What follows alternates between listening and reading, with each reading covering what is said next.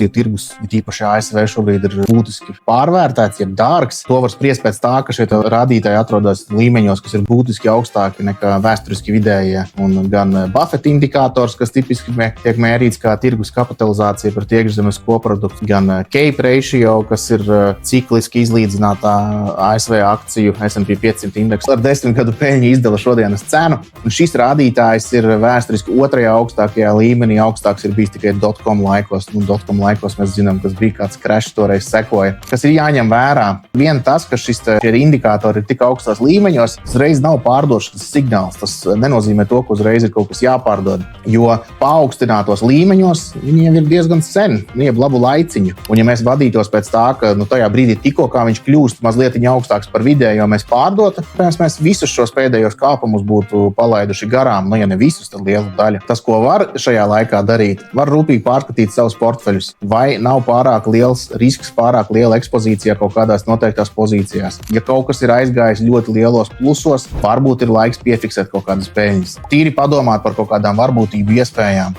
Nvidia aizgāja salīdzinoši īsā laikā, dažos gados ar vairākas reizes akcijas cena pieauga, kad viņa šobrīd ir 5 triljoni. Cik ir liela varbūtība vai cik ātri notiks tas, vai vispār cik liela ir varbūtība to, ka mēs ieraugam nākamo 10x. Varbūt 10 gadēs mēs ieraugam, ja?